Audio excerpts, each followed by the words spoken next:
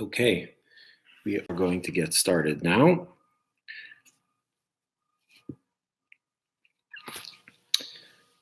We are about a month away from Yud Shvat, the 10th of Shvat. This year it is the 70th anniversary of Yud Shvat. And so in preparation for the 10th of Shvat and the 70th anniversary of the Rebbe's leadership, we are going to be learning Basi Legani, Tavshin Chaf, the Maimer that the Rebbe said in 1960 on Yud Shvat. So just some background, and then we'll jump into the Maimer. We've talked about this in this format in the past, that the previous Rebbe prepared a series of 4 discourses, 4 Mamarim, that he planned to release over several months.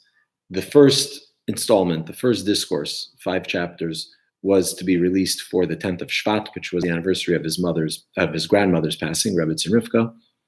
The second installment, the next 5 chapters, was to be released 3 days later for the 13th of Shvat, for his mother's yahrzeit.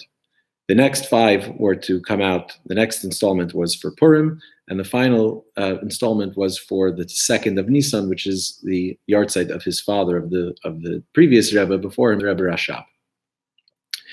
And so the first installment was prepared, the first 2 discourses, and they arrived from the printer on Friday, the 9th of Shvat. It's exactly a month from today. And the following morning, on Shabbos morning, the 10th of Shvat, the previous Rebbe passed away.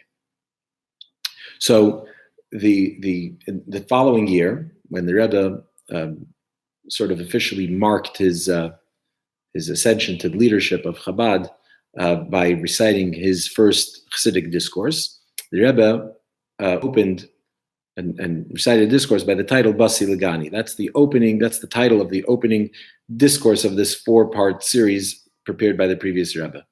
So generally, a Maimer Chassidic discourse opens with a verse, sometimes a quote from a passage from the Talmud or some other places, but it's other primary sources. But generally, we'll open with a verse. So the previous Rebbe's series opens with the verse Basi Legani Achesi Kala, I've come to my garden, my sister, my bride, a verse in Song of Songs. And that was the title of the first discourse. The second discourse opened with another verse from Song of Songs, almost right at the end, at the very end of Song of Songs, Hayesheves Beganim, Chaverim Mashivim Lakoyle Chashmiini, a verse that one who's sitting in the gardens, people are coming to listen, hear your voice. I would like to hear your voice, roughly a rough translation of that verse. The other 2 segments, the one that was destined to come out for Purim and for the 2nd of Nisan, didn't have opening quote. So perhaps the previous Rebbe intended to add that later. But the point is that the discourse is a 20-chapter, it's a 4-part, 20-chapter series. And so every year, the Rebbe would, on the anniversary, on Yud Shvat, the anniversary of the previous Rebbe's passing, the anniversary of the Rebbe assuming leadership, the Rebbe would recite a Maimer, a discourse, and always with this title, Basi Legani, borrowing from the title of the previous Rebbe's discourse. And then the Rebbe would summarize in the first chapter, so the Rebbe would summarize the series up to a certain point, and then focus on one specific chapter of the discourse. And so over the course of 20 years, the Rebbe went through the entire 20-chapter series of the previous Rebbe, every year focusing on another chapter. So in 1951, the Rebbe's first discourse, his primary focus was on chapter 1. In 1952, it was on chapter 2, and so on and so forth, until 1970. So over 20 years, every year, the Rebbe would cite at least one, sometimes more, discourses by the same title, Basi Legani. He would summarize the series up to that point, and then would focus his attention of that particular year's discourse on the next chapter in the series. After he completed the cycle of 20 years, in 1971, the Rebbe started again. And so we have at least 2 discourses on every chapter, save the last few chapters. In 1988, the Rebbe stopped this practice. So we have, up until the last few chapters, we have at least 2 discourses on every chapter. One that the Rebbe said, at least one discourse on the chapter in the first cycle, and another time in the next cycle. So this was 1951 through 1970, and then 1971 until the late 80s. We are continuing that practice that the Rebbe had started and established, and so we are going through the series, ready for the fourth time, and we are now in chapter 10. So if we follow the sequence, starting from 1951, we are right now in year 70 from 1950. We are now, the focus of this year is chapter 10 of the series. So our focus, the Rebbe's Maimer from 1960, focuses on chapter 10 of the series. Chapter 10 happens to be the last chapter of the second discourse in the series. So the first discourse, Basi Legani, was 5 chapters. The second discourse, Hayesheves Beganim, the next 5 chapters. And this is chapter 10 is the last chapter of that second discourse. And in it, there's a bit perhaps of closure where the previous Rebbe has been focusing, moving from one topic to the other. And then in chapter 10, he sort of strings it all together. And we're going to be learning Basi Legani from Tafshin Chaf, Basi Legani 1960. So the Maimer, as I mentioned, is based on the previous Rebbe's discourses on his series and primarily on chapter 10. And the Rebbe's focus here in the Maimer is chapter 10 and the structure of chapter 10 and the ideas that the previous Rebbe tosses out here in chapter 10 of the Maimer. So just a brief overview of chapter 10, and we'll take it straight out of the previous Rebbe's own summary in his own words. He says in the summary at the end, the 2-line summary at the end of his chapter 10, that in this chapter, he talks about the fact that Kesher and Sheker are transformed to Keresh of the Mishkan. This is something we've been talking about the last several years, that the attachment and the lie that is the material world is transformed into a keresh, into one of the arches, one of the beams of the Mishkan, of the tabernacle. So we spends a lot of time talking about the transformation of the material and that which seems to be inhospitable to godliness, and transforming it into the very structure, the edifice of God's home in this world, which is the Mishkan. And through the Jews' service of transformation, of transforming the fallacy of the material world into a beam, an arch of the tabernacle, through that Basi Legani, Lignuni, God says, I've coming back, referencing the opening statement of the first discourse, God has come back to his garden, to his place of pleasure. And the same is true with the opening of the second discourse, which is the point of Hayesheves Beganim, that Chaverim Akshivim, when the people, the Jewish people study Torah in this world, so through that they impact the spiritual realms as well. And it's for this reason, this idea of transformation of the material into the spiritual and the impact that has in the higher realms, that the Jewish people are called tzvais, hosts, multitudes, legions, ranks. It's sort of like a kind of a military term. The Jewish people are called tzvais. What is that? What is the meaning of the word tzvais? So the previous Rebbe says here in chapter 10 that there are 3 translations of the word tzvais. One is chayil, is like a soldier, or a legion. Another is time. Tzva means time, and finally tzva means a multitude of colors. And so this idea of the Jewish people transforming and making this world into a home for God is why they're called tzivos Hashem, because tzvais has these meanings that when a person does his work as a soldier, in other words, fulfilling his purpose, he does it in his specific time in this world, time and space of this world, and it's done by the multitude, in all colors and all facets of the Jewish community. That sort of completes this picture of the Jewish people being called tzivos Hashem. When he mentions that's why we're called tzivos Hashem, he asks also, why is it that that we find that God calls the Jewish people at the Exodus tzivos Hashem tzvais, when the word tzvais we know is one of the divine names, and yet it's a name that doesn't appear in the Torah. It appears only in the prophets. The first to use it, I believe, is Chana. That's the first time we find this as one of the divine names, and yet before we even introduce God with that name, the Jewish people are called by that name. So he asks that, and the Rebbe is going to address it in the Maimer. But this is generally a bunch of ideas that the Rebbe is now going to weave together and explain sort of some underlying message that's embedded here in this chapter, and how these ideas flow one into the next. So now we're going to get into the Maimer Basi Legani Tafshin Chaf 1960 from the Rebbe. I posted a link in the chat to a PDF. I'm going to be working out of a book, so I have different page numbers. So hopefully you can find the page where we begin this Maimer. Okay. This is from Yud Shvat Tafshin Chaf. Basi Legani at Chesi Kalam. The verse says, "I've come to my garden, my sister, my bride." The Esau's of the Medrash. We find the Medrash comments on this verse and says, "Legani, Lignuni," my garden, meaning to my palace, my place of my pleasure. The Makim Shayi Ikri B'Tchila. What does it mean when God calls it mine, my garden, or the place of my pleasure, my palace? The place where I was originally, because the Iker Shechina B'Tachteinim Hoisa, the Iker Shechina, the main Shechina, the main facet of the divine presence was B'Tachteinim, was here in this world, in the lowest realm.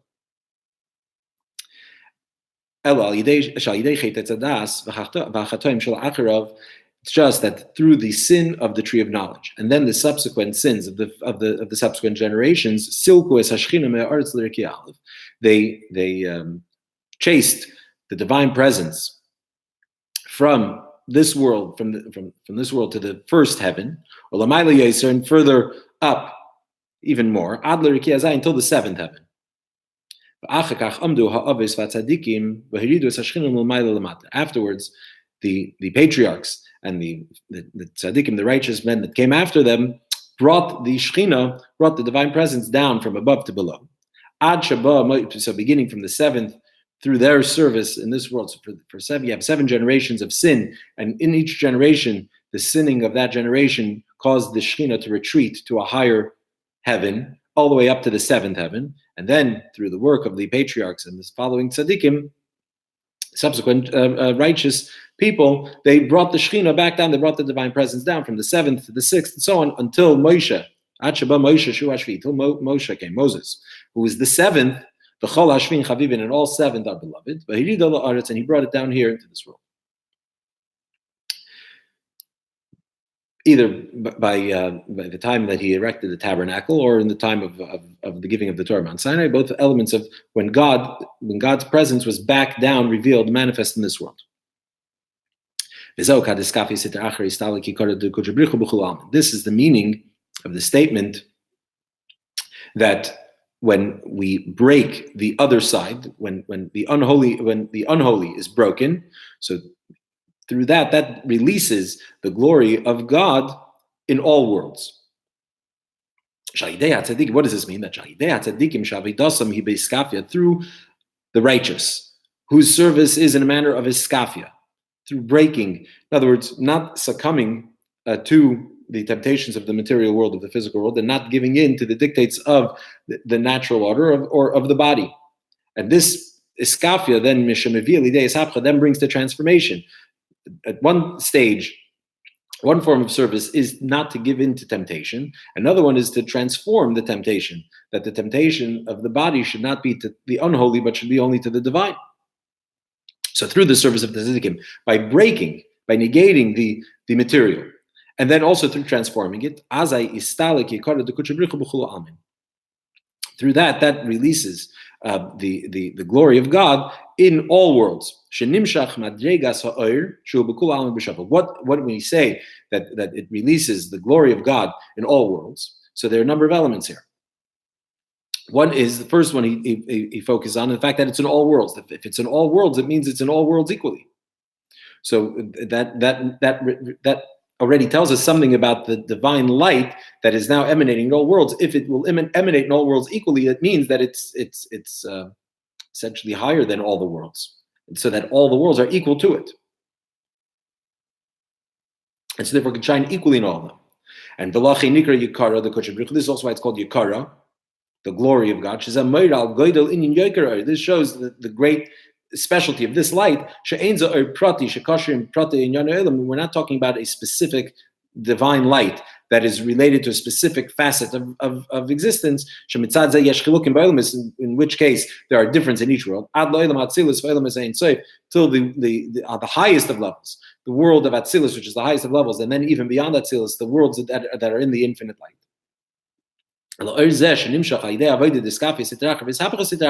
Rather, this light that is revealed through the breaking of the unholy and the transformation of it, it's higher than all worlds and therefore can come equally in all worlds, manifest equally in all worlds. And this is also why the term used is not that it's just revealed, but the word istalik. Because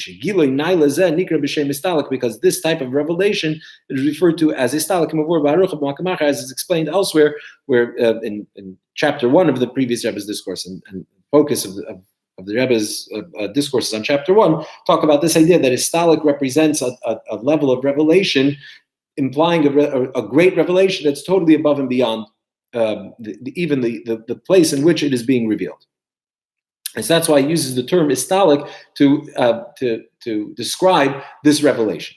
So the point is like this: that through our service, through the service of the righteous, breaking the unholiness and transforming the unholiness, that causes istalik yikara dekucha b'ruch b'chol almid. It causes a revelation of the divine light that's beyond all worlds, even the highest of worlds.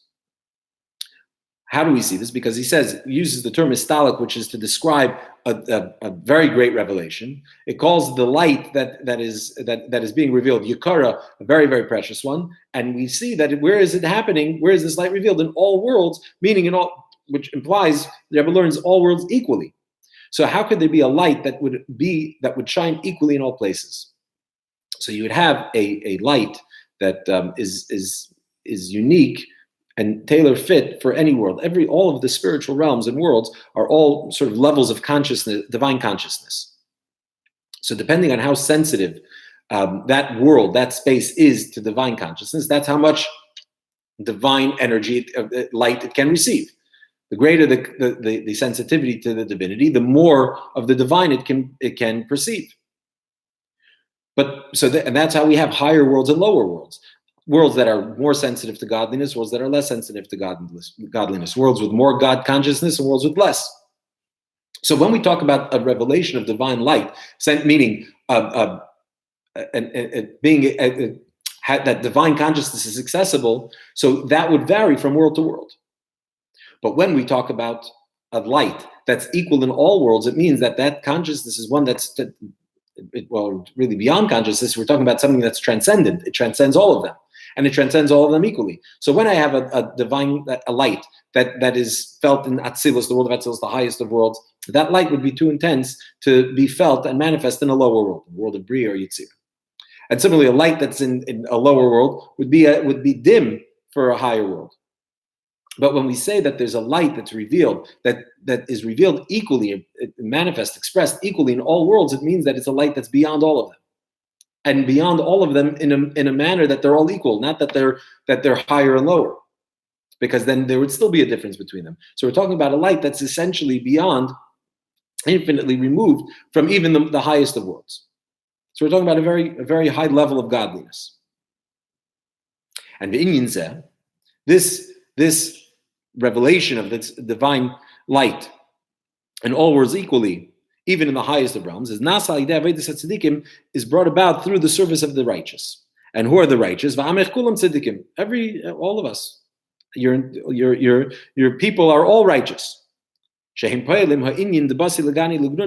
bring about God coming back to his garden. Comes back to the place where his primary residence was.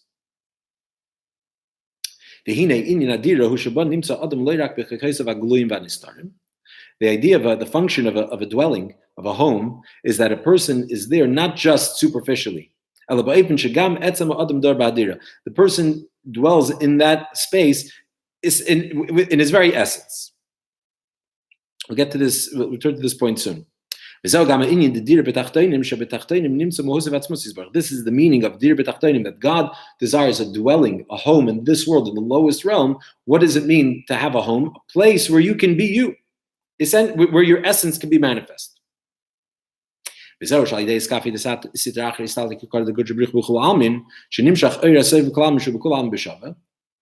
this is the meaning of the breaking of the unholy. We releases a divine energy, the great light of God in all worlds, that it draws the transcendent light. But what level of transcendent light? A light that transcends all realms and all worlds, because it shines in all of them, in all of them equally. But not just the transcendent light, but we're talking about the true transcendence. That's God in His very essence. He's the one who's dwelling in the dwelling. As is explained at length in the previous chapters of the previous Rebbe's discourse, and as well in the Rebbe's earlier discourses on those chapters. Okay, so we're talking about through our service, through our divine service, we can bring about a revelation of God's essence in this world. The Rebbe learns this from this statement of the Zohar, that it's stalik yikara the Kodesh Baruch Hu b'chol ha'almin, and by analyzing each one of these words, the word istalik, which is the word used for revelation, which is unusual, that we're defining it as yikara, the glory of God, right, which makes it very precious, and b'chol ha'almin, that it's in all worlds, already tells us something about the nature of this light, that it's one that's completely transcendent. But then the Rebbe finishes and says that since the point is that it comes down to this, that the previous Rebbe connects these two ideas, that it's not just that we're revealing this in this world, but that this is then the fulfillment of Basi Legani, that the God says, I've come back to my place, to my home. This is the idea of dir betachtonim, a home in this world. So if we're talking about that, now we learn something else about what's happening, what's being revealed, which is not just a light that transcends all of reality, and by all of reality, I mean even all of the spiritual reality, even the infinite worlds of the Ein Sof, beyond even Atzilus, but we're talking about God in His essence, because the significance of a home, of a dwelling, is that it's the place where a person is in all his essence. When a person's on the road, when a person's in front of others, so there's the face that you put on to others, and it might not be you being you exactly as you are. Your home is call it a safe space, the place where you can be you. That's the place where you're most comfortable and most present. That's where you're you. So therefore, we see that when we say that through the service of tzaddikim, and by tzaddikim we mean amech kulam tzaddikim, all of the Jewish nation, through their divine service, we cause that God in His essence should be manifest and at home in our world, in the lowest of worlds, which is in our world, in the physical world. Chapter 2. The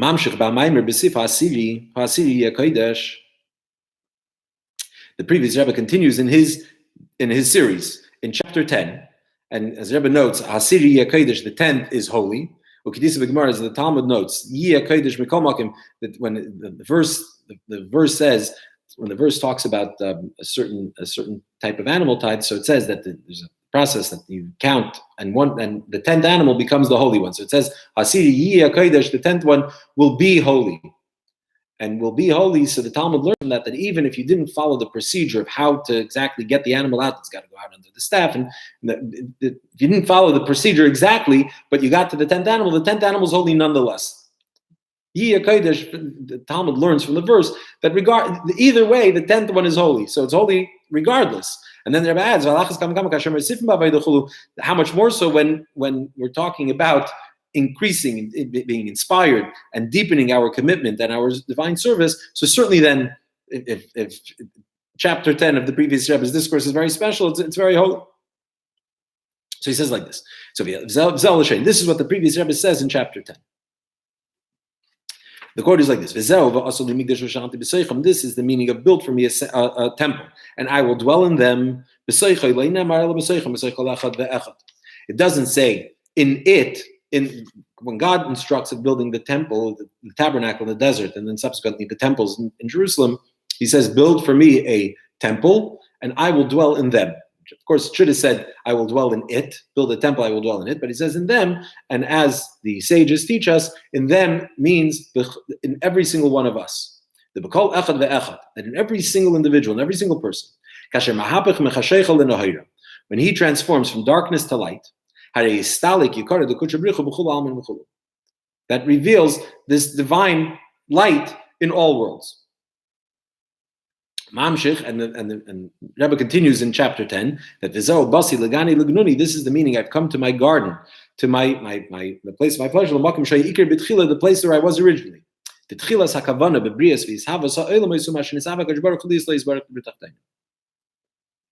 Because the purpose, what does it mean when you say that where I was originally? So you can say where I was originally, where God creates the world, and where was God manifest right at the moment of creation was in the lowest world. But here he's adding another point, which is, what does it mean where I was originally? This is where my intent always lies. It wasn't just that God decided to create a world. And then when he created the world, he happened to be hanging out in the material world. It's where God intended to be all along. That the whole purpose of creation, before he even sets about creating, is to be in the lowest world. That's where he is. And Rebbe explains, so we're saying that God, where was God manifested? Where was he originally? In all his essence was in this world. We've already established from the statement, from the phrase, that we're talking about God in his essence and bringing him down here in this world. But now that was taken from the other vantage point, which is, if we're talking about being here in this world, then also we have to be talking about God's essence. Why? Because we're saying that God, and this is a statement from the Medrash, that God desired a home in this physical world. Okay, so what does this mean when we say, why is the term used that God desires a home in this world?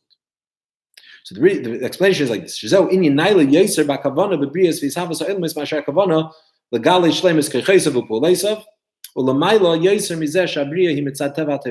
read that again.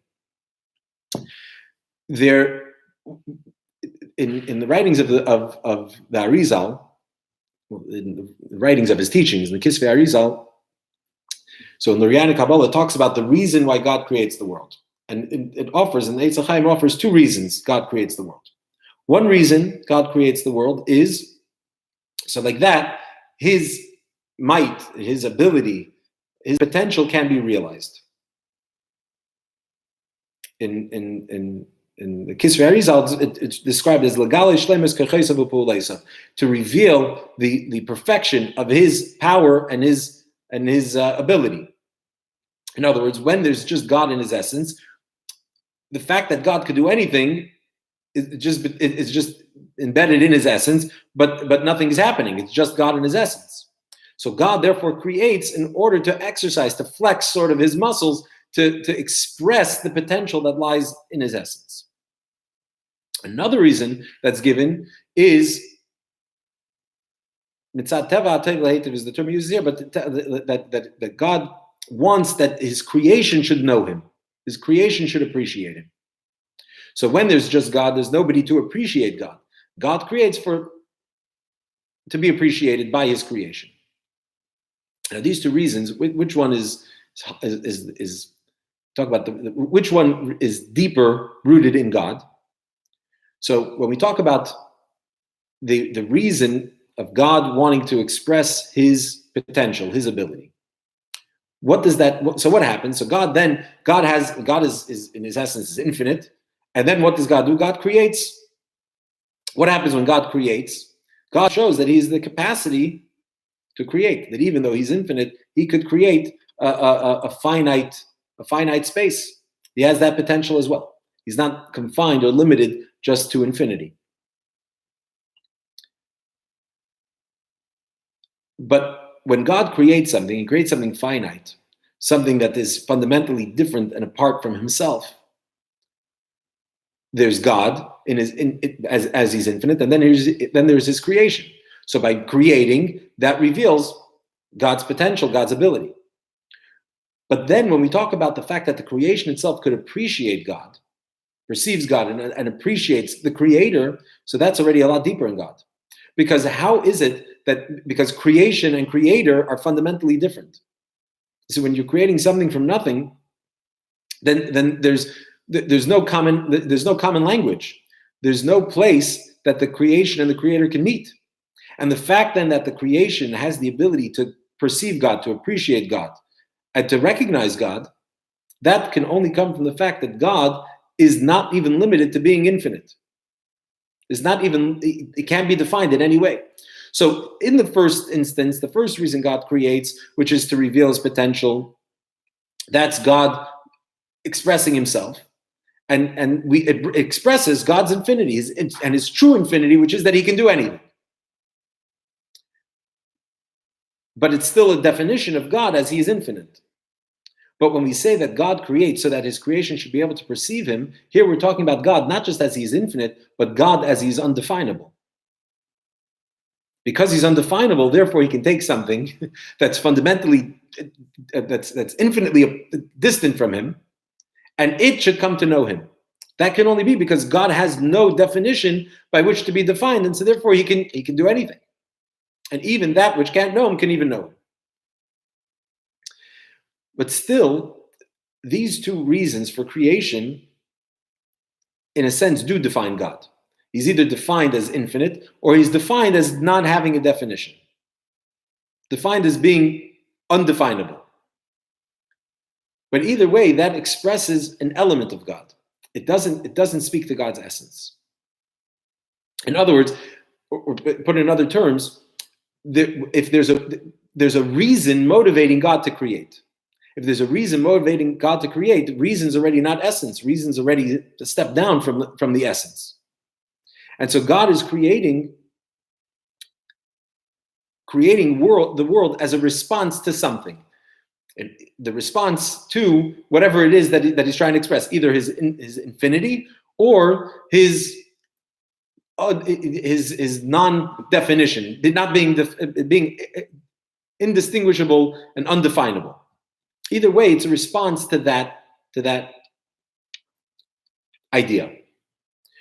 But then we have a third reason, which we can't call a reason, as we'll see in a moment, that God creates the world, which is what we quoted before, which is God had a desire to have a home in the lowest realm.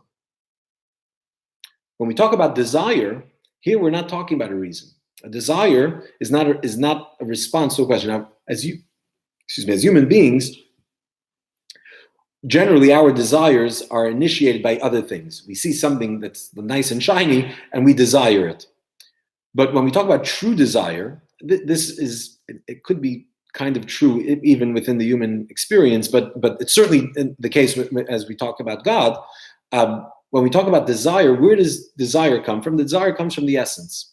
Desire is the essence expressing itself.